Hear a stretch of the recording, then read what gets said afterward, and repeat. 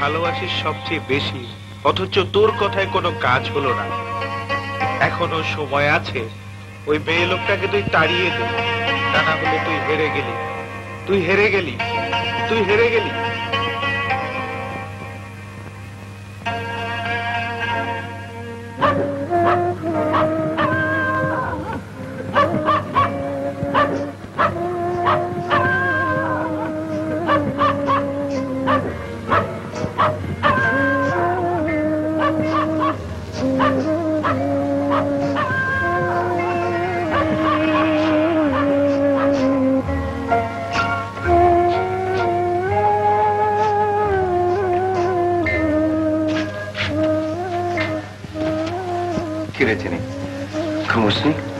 কোত্থেকে ফিরলি?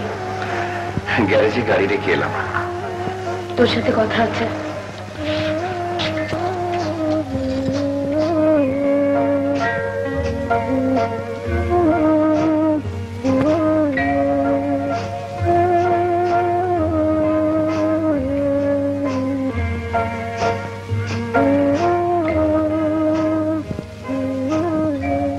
তোর আপা কবে যাবে রে?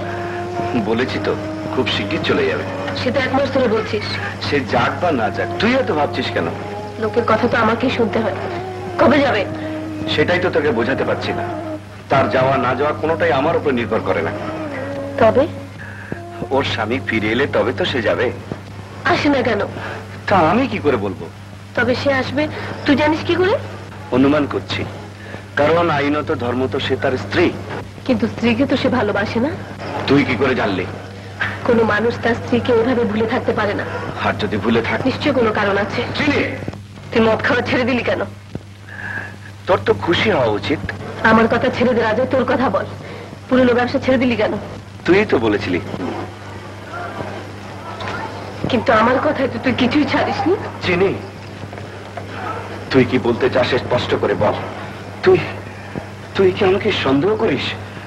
চিনি, আমি তোকে ভালোবাসি। চিনি, আমি তোকে ভালোবাসি। আমি জানি মানুষ যা বলে তুই তা বিশ্বাস করিস না। আমিও তো মানুষ রাজা। চিনি, তুই যা ভেবেছিস সব ভুল, তুই যা জেনেছিস সব মিথ্যে। মায়ের সঙ্গে ছেলের যে সম্পর্ক, সেই মহিলার সঙ্গে আমার সেই সম্পর্ক। চিনি, আমি তোকে বসে, চিনি আমি তোকে ভালোবাসি। তাহলে তুই ওকে তাড়িয়ে দে। চিনি।